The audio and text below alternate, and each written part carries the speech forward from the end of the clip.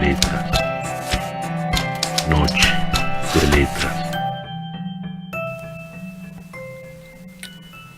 Sin embargo, en algún redondel de la noche, tu nombre aún se impone. La ferocidad de tus ojos oceánicos. Dijiste el último beso sin el consentimiento del olvido. Uno de los dos, yo, se dejó entristecer mientras se alejaba. Tan intempestiva tu promesa, enigmática, de nosotros. Y ahora esto, este silencio saturado de palabras.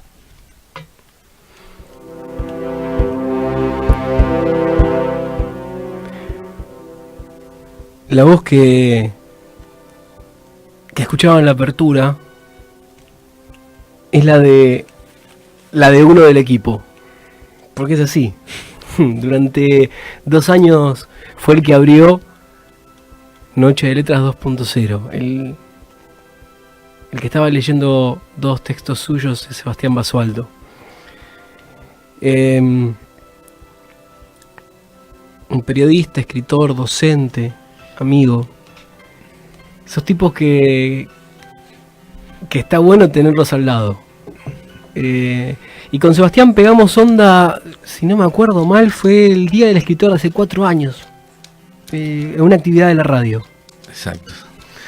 Nos invitaron a los dos a leer por ese día y la verdad que estuvo bueno conocerlo. Y a su vez venía con la recomendación de otro amigo que me dio la vida y que es grato también tener hablado, que es Enzo Maqueira. Así que dicen que el viento nos amontona de alguna manera, ¿no? Es verdad. ¿Cómo estás, Seba? Bien, gracias por invitarme. No, feliz de estar acá con vos. Hace rato queríamos esto. Sí, yo también hace rato quería venir. Volver. Qué lindo. Hace 4 años, cuando Seba vino la primera vez, creo, no sé, fue el segundo o el tercer programa, por ahí venía la historia, vino a presentar Cuando te vi caer. Sí.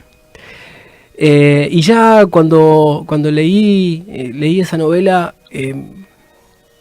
yo veía en Sebastián su lado poético. Y yo me acuerdo que él, una de las charlas que teníamos, él decía: yo admiro a los poetas porque pueden decir las cosas de una manera concreta, tener vuelo. Yo decía, puta madre, vos también lo tenés. Y pasó un tiempo y estás escribiendo poesía.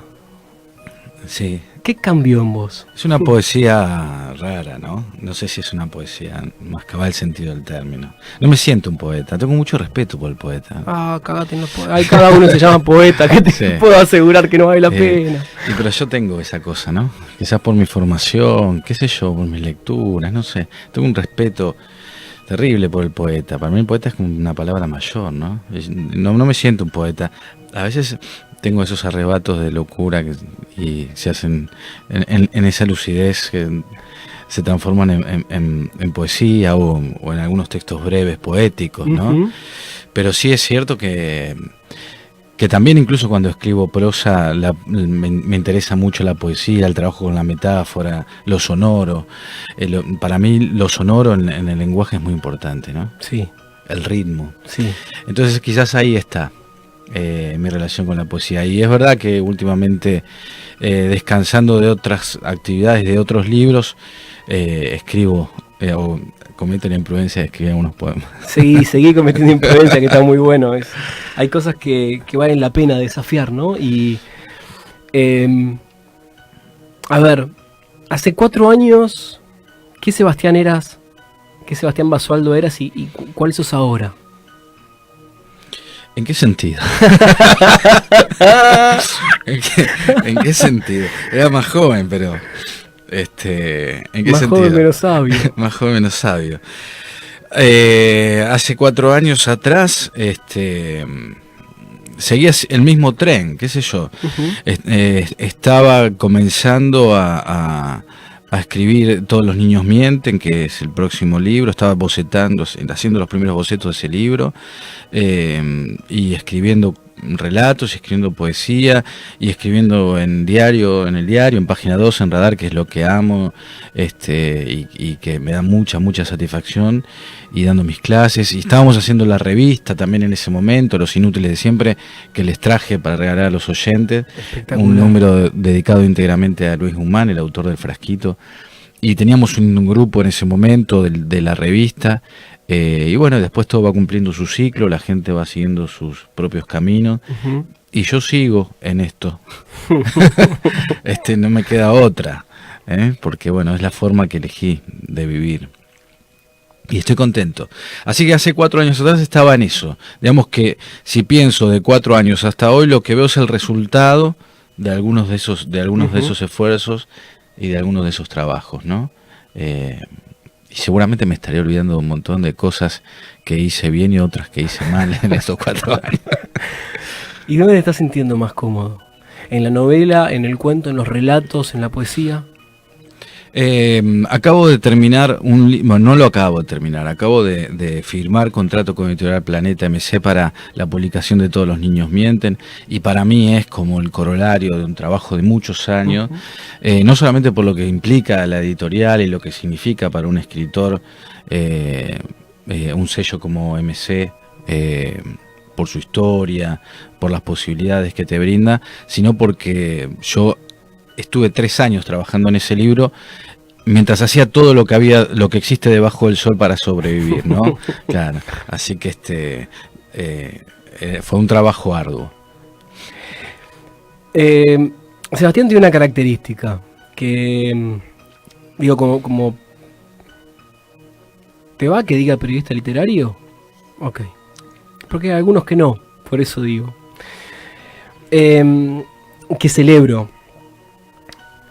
Seba, cuando se enfrenta a un texto, su principal búsqueda es buscar el punto positivo, el lado que lo conmueve, el lado que le llega a él. Trabaja desde la crítica literaria, desde la construcción.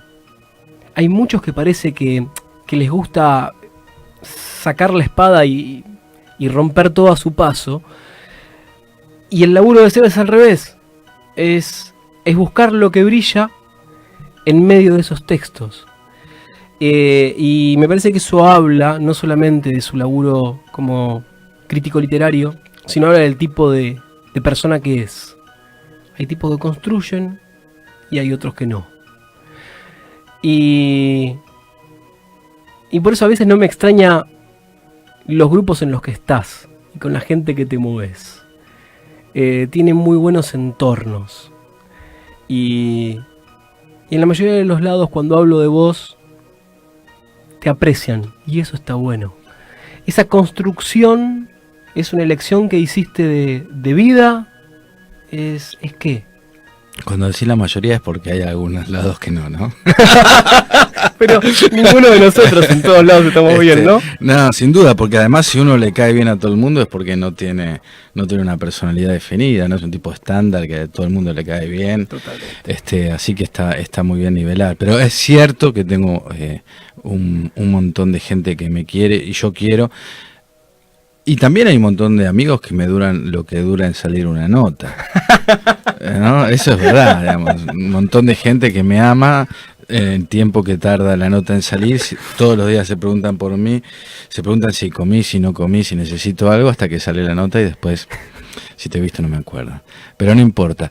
En cuanto al trabajo de la crítica literaria, para mí tiene que ver con colaborar con el escritor, con la escritora, en el sentido de creo que hay un diálogo que se establece ahí. Y Píndaro decía, si no me equivoco, Plinio decía que no hay libro, por malo que sea, que no tenga algo de bueno, ¿no? Entonces, naturalmente, uno tiene que buscar lo bueno del libro, lo que lo conmueve, lo que lo hace pensar.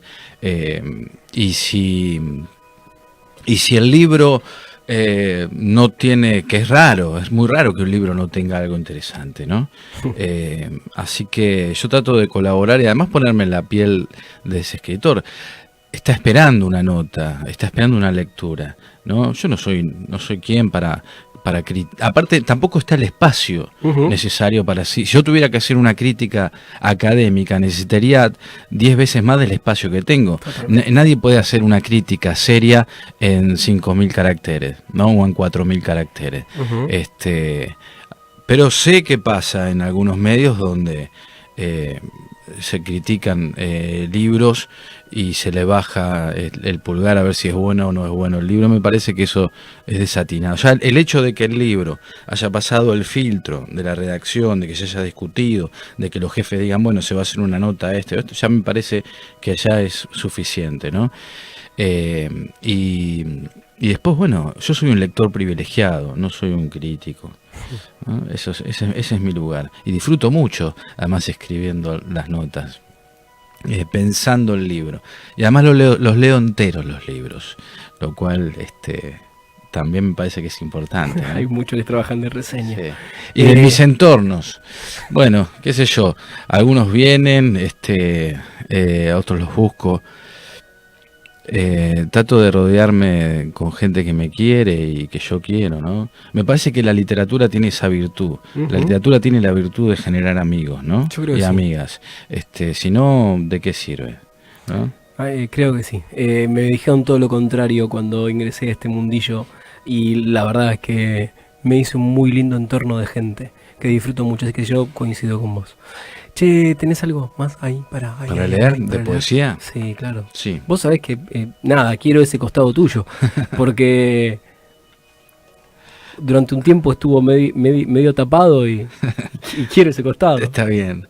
Esto pertenece, lo que estamos leyendo pertenece a Mañana Solo Habrá Pasado, donde hay una miscelánea de relatos y de poemas ilustrados por Cristian Turdera, Hermoso. de la editorial Letras del Sur, que es un libro que salió el año pasado que a mí me gusta mucho.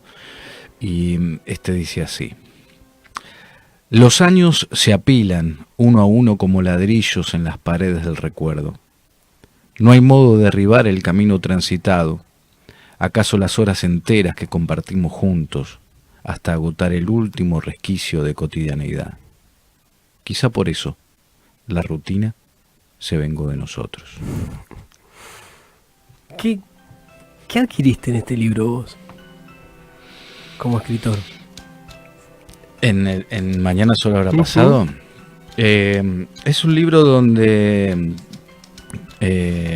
transito la poesía y el relato breve, donde también pongo en funcionamiento, digamos, algo que ya venía transitando, que tenía que ver con cierta puesta en jaque del discurso machista, en el cual, me crié y fui víctima también. Esta cosa de la desconstrucción de uno mismo y pensarlo no es algo nuevo, ni es algo que esté digamos, porque es el clima de época. La mayoría de estos relatos yo los escribí en el 2010 y hay uno o dos que fueron de mi época, de mi taller con Abelardo. O sea que imagínate, estoy hablando Abelardo Castillo. Sí, finales de los años 90, donde ya para mí estaba esa intención, ¿no? Estética y ideológica. Así que un poco fue eso, ordenar y aprender a corregir también, ¿no? Me parece que el escritor necesariamente en su oficio está la corrección, el trabajo de corrección de un texto y rever, porque ocurre algo muy extraño, y es que cuando vos corregís después de mucho tiempo, vos sos otro. Totalmente. Como me decías, bueno, a cada 4 años. Pero yo era otro cuando escribí muchos de estos cuentos. Entonces, también tenía otra cabeza, no había vivido un montón de cosas, juzgaba mal muchas otras. Entonces es un proceso de aprendizaje de uno mismo, ¿no? Yo lo que sentí con este libro es... sentí un Sebastián más íntimo y que me obligaba a mí a meterme en un vínculo más íntimo conmigo también. Por eso te diría que este libro tuyo, algunos de Carlos Escliar, me llevan hacia un mismo lugar. Y son dos que se me están ocurriendo ahora en este momento y se me cruzan por la cabeza. Qué bueno eso, ¿no? Porque yo tengo la ilusión de que en realidad un libro siempre está destinado a alguien, ¿no? Digamos, que hay un lector de ese libro que uno escribe, ¿no? por más que uno puede tener la suerte, algunos escritores, no hablo de mí, de vender muchísimos libros, pero hay un libro que está destinado a alguien. Vos tendrás un libro que te fue destinado, yo tengo un libro que me fue destinado, y esa idea de tener un libro destinado para sí es algo mágico, ¿no? Si eso se logra, si yo lograra eso, para mí sería la panacea. En realidad estoy teniendo como un acceso extraño a los libros. Los leo por lo general de corrido y después, a lo mejor también por esta cuestión de este yeite que pegué los miércoles a la noche para hacer en Facebook, es el Noche de Letras Casual. Entonces es como que les voy entrando después por fragmentos a los libros. Y entonces me permite poder visitarlos varias veces. Y este también es uno de los visitados varias veces y disfrutado varias veces. Y sabes que hubo algo que obviamente te lo comento desde la charla que podemos llegar a tener en este momento, que cuando leí, porque debo decir, no terminé de leer La Intimidad del Fracaso, sabiendo que tengo un margen hasta que salga, pero hubo muchos textos que me llevaron a un montón de momentos de mi vida. Y La Casa de mi Infancia es uno de esos, que me llevó por un rato a la casa de mi abuela, en donde abríamos, a diferencia de tu relato, que sí entraban al baldío, nosotros no entrábamos y mirábamos por una mirilla y construíamos el baldío y esa selva mágica desde afuera. Y estas son las cosas, digo, que Sebastián, me parece, yo siento como lector, que fuiste adquiriendo. Ahora me llevas de la mano con los textos y recorro junto con vos tu historia y además la mía. Bueno, eso es genial, ¿no? Que se establezca un diálogo entre nosotros, que nos pasa con... A veces uno, o por lo menos yo pienso que uno lee determinados libros, o uno llega a un momento que lee para buscar a alguien, o para que le cuenten su propia historia, ¿no? Totalmente. Y que eso nunca se cumple, y al no cumplirse esa postergación infinita es lo que te hace ir a un libro y a otro libro, ¿no? Pero uno quiere buscar a alguien, encontrar a alguien, o que le cuenten su propia historia. ¿Y a vos quién te contó tu propia historia? A mí una parte de mi historia me la contó Tobias Wolff en Vida de este chico. Que está la película, se puede ver ahí en Netflix, con DiCaprio y Robert De Niro. Yo había leído esa novela alrededor de los 14, 15 años y era mi vida. Abelardo, ¿no? Abelardo Castillo. Y depende de los momentos, ¿no? No son tantos los libros que yo siento que contaban mi vida, pero sí libros donde yo también buscaba a alguien, ¿no? Entonces esa doble cuestión está. Qué bueno. Sí. Pero me parece que le pasa a todo el mundo, ¿no? Que no es algo mío. Igual yo te digo que sí, y en un punto no lo sé, porque ese vínculo es tan íntimo y tan infinito, porque el vínculo que uno tiene con un autor ni siquiera se repite a lo largo de todos sus libros, porque el vínculo pasa a ser, como bien dijiste vos, como el autor cuando vuelve a leerse, a trabajar, no es el mismo. El lector cuando vuelve al libro, que alguna vez tuvo ese vínculo, tampoco lo es. No. Con lo cual hay tantos vínculos que no sé qué buscamos, pero sí sé que hay algo que nos conmueve y que nos vincula, y eso es lo mágico de todo esto. Poder vincularnos y poder emocionarnos. Sí, y depende del momento también que estés viviendo, ¿no? Totalmente. De tu vida. Totalmente. Léenos algo más. De lo que quieras. Bueno, no sé si tengo poemas aquí. Lo que quieras. Abrí juego que quieras. Porque... déjame ver. Busca. Con Seba también, en medio de todo esto, debo decir que sus columnas a mí me hicieron leer un par de libros y un par de autores. Y Y creo que eso también está bueno. Por eso hablaba de la generosidad a la hora del trabajo de crítico literario, porque está invitando a leer autores y no bastardeándolos o destrozándolos. Claro, pero ¿por qué? ¿Cuál sería ese sentido? ¿No? Vaya uno a saber. Es como tanto periodista deportivo que le gusta más pegarle al habilidoso y hablar de lo que tendría que haber hecho que de lo que hizo en la cancha. Claro, pero sí, ese yo, no tiene mucho sentido criticar a un escritor. Basta con no leerlo y listo. Exacto. ¿No? Ocurre que se tiene la necesidad de regresar a ciertos lugares, cruzar una calle que todavía resulta familiar y detenerse en una esquina con la esperanza de encontrar algo reconocible, un antiguo portón, acaso una fachada que no existe o fue remodelada hasta el anonimato. Resulta difícil excusarse con un timbre para luego explicarle a un desconocido que se tiene la intención de entrar solo para recuperar una parte del pasado, sobreviviendo en su presente de fotografía, de relatos contados, cuando aún no era posible comprender que las palabras son como las casas, también están hechas de historia.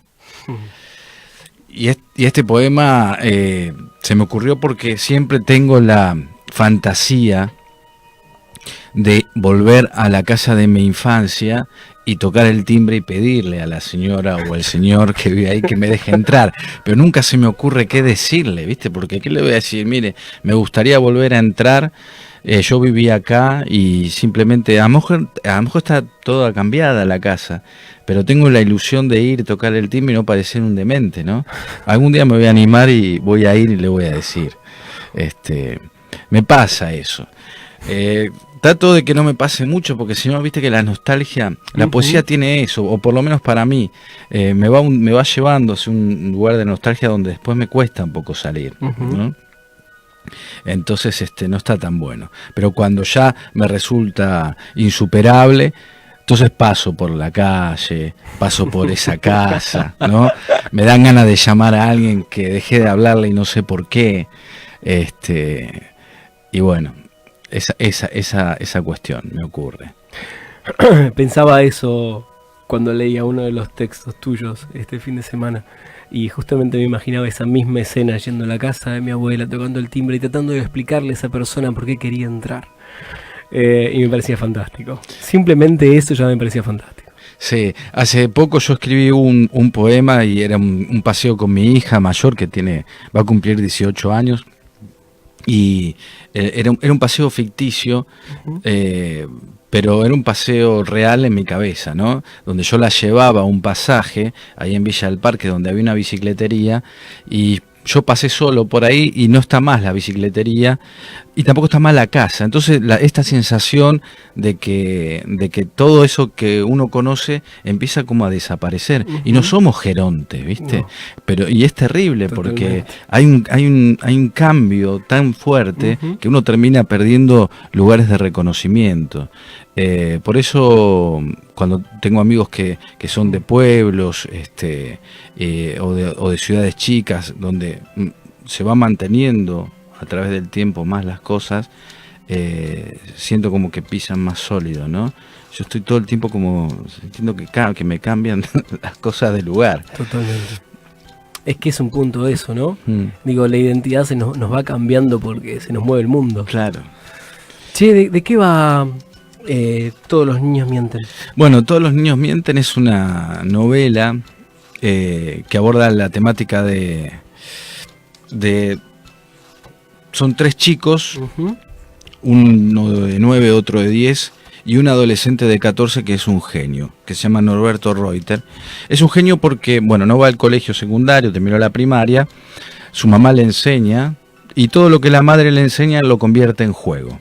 Es decir, que si estaba aprendiendo los egipcios, el chico arma pirámides y todo eso. Y estos 2 chicos, que uno es Lautaro Nogán de chico y el otro le dicen Speedy por Speedy González, la novela está toda ambientada en los años 80, lo invitan a jugar, pero claro, es más grande el chico, ¿no? Entonces la familia tiene como cierto resquemor de que juegue con este chico que es más grande, porque además es un genio y es realmente, tiene una imaginación prodigiosa. Y bueno, llega un momento en el cual el Reuter, el más grande, le pide a los dos chicos que compren unos Playmóviles. A partir de que compra unos Playmobil empieza a armar una historia, el más grande, donde aparece una mujer ficticia que surge de una serie de televisión de los años 80 que era Hunter el Cazador, no sé si te acordás. La chica, la policía era Didi, y yo amaba a Didi, estaba enamoradísimo de Didi. Bueno, la cuestión es que todos se enamoran de Didi y empieza un juego con los Playmóviles donde empiezan a reproducir un poco la serie. Y a partir del juego, por eso se llama Todos los niños mienten, porque a partir de la construcción de lo lúdico, los chicos acceden a distintos tipos de realidad, donde la mirada del adulto, digamos, donde el adulto no tiene del todo acceso y al mismo tiempo no comprende un montón de cosas que están pasando porque lo mira desde la adultez, ¿no? Es decir, la novela trabaja el tema de la inocencia, del juego de lo lúdico, y que mientan, en realidad, apela a que no mientan, porque totalmente. Los chicos cuando juegan en serio, ¿no? No hay nada más serio que un juego para un niño. Entonces, de eso va la novela. ¿Y a vos qué te quedó de lo lúdico de jugar en serio? Todo, porque yo creo que soy escritor porque quiero seguir jugando, ¿no? Es lo que pasa con mis hijas, por ejemplo, que uno juega y lo más lindo es eso, que uno vuelve a ser niño, ¿no? Y para mí la literatura tiene que ver, en principio, con poder vivir las cosas dos veces, como decía Pavese, y por el otro lado, volver a ese lugar. Mientras yo estaba escribiendo Todos los niños mienten, volví a los años 80, claro. Volví a ver a ese amigo que se llamaba Speedy, que le decíamos realmente Speedy, a otro le cambié el nombre, pero yo volví a ese edificio y realmente sentía que estaba ahí. Y es muy fuerte lo que ocurre, ¿no? Es como un viaje, y a veces mucho o tan real como la gente que uno transita. Entonces escribir Todos los niños mienten para mí fue una experiencia vital, ¿no? Y además un reencuentro con la escritura, porque venía trabajando muy lentamente y con otro registro. Ya no es como cuando te vi caer, claro. Porque tengo que como no podía abordar la mirada del niño, porque ese era un problema. ¿Cómo hago en primera persona para construir el imaginario mental de la niñez? Es imposible, ¿no? De alguna manera se te nota la costura. Entonces tuve que retrabajar toda la novela en tercera persona y empezar a trabajar más con cómo hablan los niños, cómo juegan. Bueno, entonces, y hay cosas maravillosas de cuando salga, naturalmente te lo voy a traer. Por favor. Y escuchame una cosa. ¿Tenés noción qué recuerdos cambiaste de tu vida a raíz de este libro? ¿Recuerdos de la infancia? Tuya. Digo, porque esto de trabajar en un punto con lo que nos va tocando en ese pasado que fue nuestro y después lo empezás a hacer tan público y ya no es tuyo. Sí. Digo, ¿hubo límites en esos recuerdos que ya fuiste vulnerando, que fuiste mezclándolos con tu fantasía? ¿Tenés esa noción? Sí, y además parezco un mentiroso, porque puedo decir en mi familia, ¿te acordás de tal cosa? Y no, pero eso nunca existió. Entonces son como los recuerdos inventados, ¿no? Eso es parte de tu ficción. O me preguntan, ¿eso realmente ocurrió? Y no ocurrió. Pero viste que a veces se van mezclando lo que uno cree que ocurrió, lo que se inventa, ¿no? Y como intento ser el héroe de mis propias historias, bueno, algunas cosas las voy mejorando. Cuando te vi caer, La mujer que llora por dentro, Fiel, Mañana solo habrá pasado, Todos los niños mienten, es la que está por salir. Es la que está por salir. Y la que nos queda adentro es La intimidad del fracaso. La intimidad del fracaso, que espero que pueda llegar después de Todos los niños mienten, ¿no? Porque no es un libro enteramente de poemas, sino de textos, de fragmentos, de textos, de lo que se llama microrelatos y ese tipo de cosas. Los géneros son complicados. Totalmente, ¿viste? Y cada vez más difusos. Pero sí hay una relación ahí con lo más íntimo de uno, ¿no? Que es el fracaso. Perfecto. ¿No? Sentir el fracaso en todas sus formas, ¿no? A mí me gusta mucho el fracaso. Seba, gracias por haber venido. No, gracias a ustedes. Como siempre queda corto un montón de cosas y bueno, quedará quedará aunque sea una cena pendiente para que... Una cena, o bueno, un encuentro para chupar algo y hablar Cuando un poco quieras. de todo esto. Sí, Dale. en breve. Dale. Bueno. Y lo pueden encontrar a Seba Basualdo en Facebook. Y bueno, y si ustedes ponen Sebastián Basualdo, van a salir un montón de cosas de él. Así que nada, empiecen a navegar y a jugar con él. Gracias por haber venido. Gracias. Nos queda tan poco que decir y tanto que hacer, ¿no? Digo, en este mundo que nos están clavando alfileres por todos lados. No nos darían los programas para hacer todos los nuevos editoriales simplemente de este año. Digo, necesitaríamos más de 100 y pico de programas para hacer el editorial de tan solo estos 8 meses. Nos pasa absolutamente de todo. Nos están haciendo pasar absolutamente de todo. Lo único que digo es, para la alegría no necesitamos ministerios. Y la alegría es nuestra. Nadie nos viene a dar la alegría. Juntémonos entre nosotros. Esa es la única manera de construir redes y no irnos a la mierda. Es la única manera de soportarnos.